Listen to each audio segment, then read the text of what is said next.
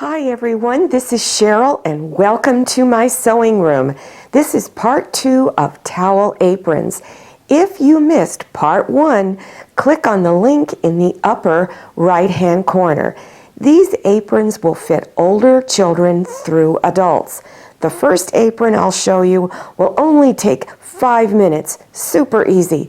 If you decide to do all the options, it could take you as much as 30 minutes.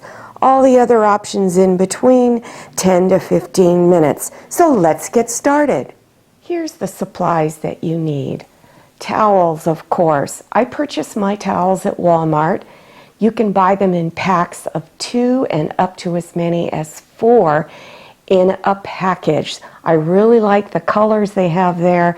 And you can also buy ribbon for the ties, the apron ties. You can use 1-inch or 1.5-inch wide ribbon. If you prefer to make your own fabric ties, I'll also show you how to do that. To make your own fabric ties, cut a strip 4.5 inches. Fold it in half and press with your iron. And that gives you a center line so that it's easier to fold the other edges in. After you've done that, fold each side in and press it the full length. Then fold the other side in towards the center and press it the full length. Then fold it in half and press again. Stitch along the edge here, and then at each end of your ties, fold this edge over 2 times and stitch across. This is the towel that I'm going to use.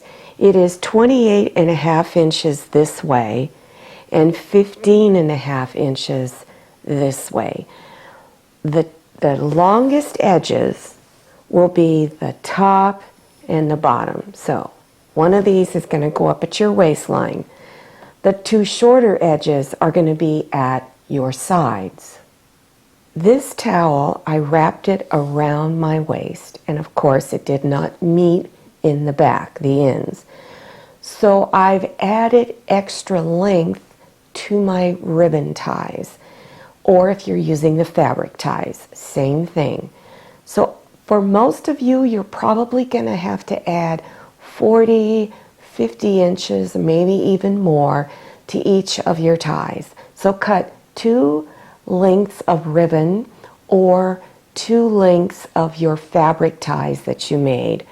At each end, fold it over once and twice and then stitch it across there so that it looks like this. Place your towel with the back side facing up.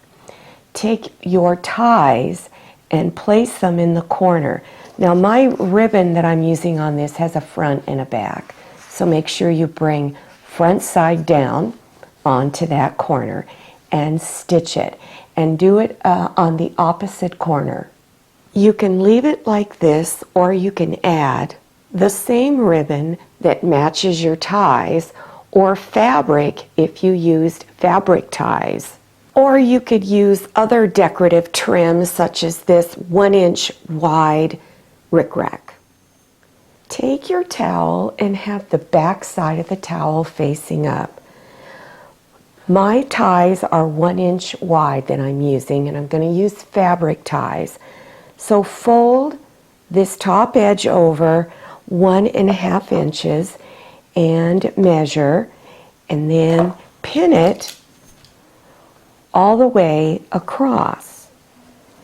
After pinning all the way across, then stitch along the lower edge here all the way across. Put a safety pin on the end of your tie. Insert the safety pin into the casing and push it through all the way to the other end until it comes out onto the other side. Now I'm going to demonstrate how to put a fabric border at the bottom edge. Cut a strip of fabric that is about 4.5 inches wide this way, and cut it about 4 inches longer than the width of your towel because we want to have plenty to work with at each end. So at your ironing board, fold the edges over on each side 1/4 inch and press. So do it on both sides. Then bring those folded edges together and press the full length. Then stitch real close to the folded edge all the way across. I like to place mine about 1/2 inch below the edge of the towel, because towels are never very straight across, and this kind of helps to straighten out that edge.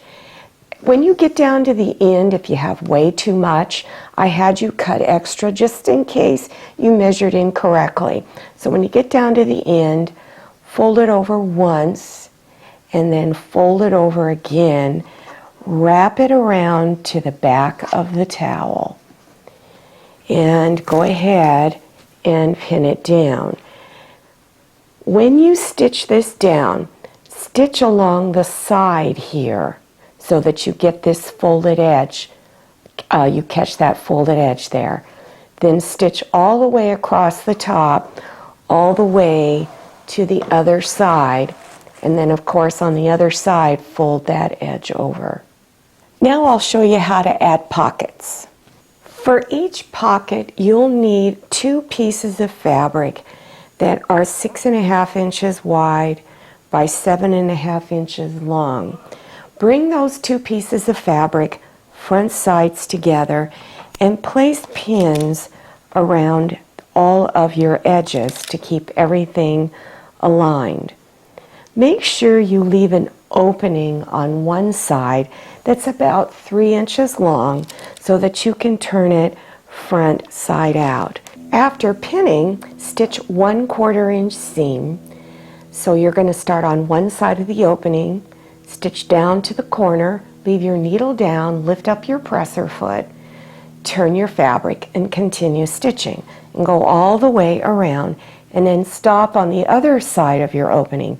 Make sure you stitch back and forth on each side. Using either scissors or a rotary cutter, trim about half of the distance of that corner off. So you're going to leave about 1/8 of an inch of fabric.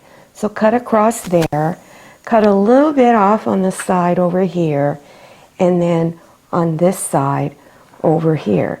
Do that on all 4 corners. Reach in through your opening and begin turning it front side out. Before you close up the opening, reach inside and poke all 4 corners out, either with something like this or a chopstick. Then fold the edges in at the opening 1/4 inch, pin your opening close. Then I would press this entire pocket flat. Stitch real close to the edge all the way around all 4 sides. Place the pockets in a position that is comfortable for you. Then pin on 3 edges. Stitch along those 3 edges close to the edge of the pocket itself. Make sure you backstitch up at the top 2 corners.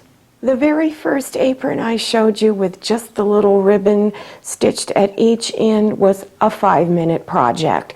This one here, 30 minutes. All of the others in between could be 10 to 15 minutes. For more apron projects, play this video all the way to the end until you see a green screen, and then click on the links. I hope you liked this video. If you did, would you please click on thumbs up, and don't forget to click on share to share this video with your friends. And if you haven't subscribed yet, click on that red subscribe button down there in the lower right-hand corner. Don't forget to click on that little bell and enter your email address so you can receive email notifications about my latest video. If you haven't received notifications, then go to your cell phone, click on settings, and turn notifications in the on position. I'm Cheryl.